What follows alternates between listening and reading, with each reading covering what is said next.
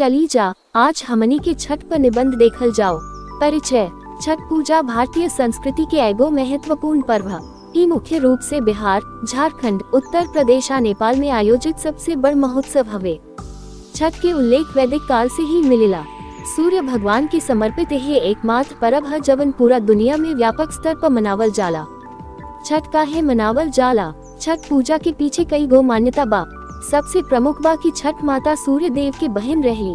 वो अपना भाई सूर्य के पूजा करे खातिर व्रत रखले रहली। एगो औरी कहानी के मुताबिक राजा प्रियव्रत के यज्ञ कैला के बाद छठ माता के कृपा से बेटा के आशीर्वाद मिलल रहे। पांडव और द्रौपदी के भी छठ पूजा से गहरा संबंध बा। कर्ण भी सूर्य के बहुत बड़ भक्त रहले आ घंटन पानी में खड़ा होकर सूर्य की प्रार्थना करत रहले। एकर कारण एहो बा कि भगवान श्री राम जब अयोध्या वापस अले त माई सीता ई व्रत कैली। महत्व। छठ पूजा के बहुत धार्मिक, सामाजिक और सांस्कृतिक महत्व बा। हिंदू धर्म में सूर्य पूजा के ही मुख्य पर्व है।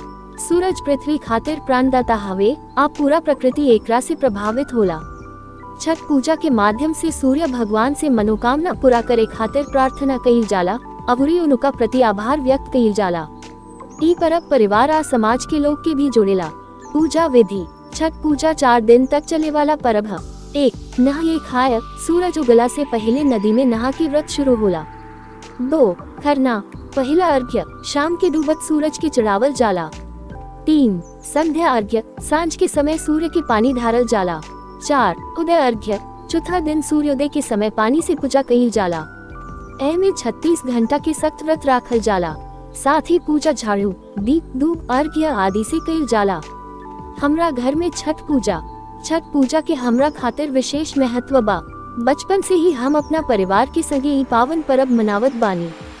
हर साल हमनी के छठ घाट जाके खरना, संध्या अर्घ्य, उदय अर्घ्य के समय सूर्य की पूजा करेनी जा। हम माई छठी माई की पूजा करेली। हमनी के सब मिल के प्रसाद की तैयारी करेनी जा। ई त्योहार हमनी के परिवार के भी जोड़त रहेला आ अपना संस्कृति से भी जुड़ल रहेला। निष्कर्ष। भारतीय संस्कृति आ परंपरा के संरक्षण में छठ पूजा के अहम भूमिका बा। प्रकृति के प्रति सम्मान के भाव देला। हमनी के आपन परंपरा के कायम रखे के चाहिए। छठ पूजा जैसन त्योहार हमनी के सांस्कृतिक धरोहर के बचाव में मदद करेला। साथ ही परिवार और समाज के बंधन मजबूत करेला।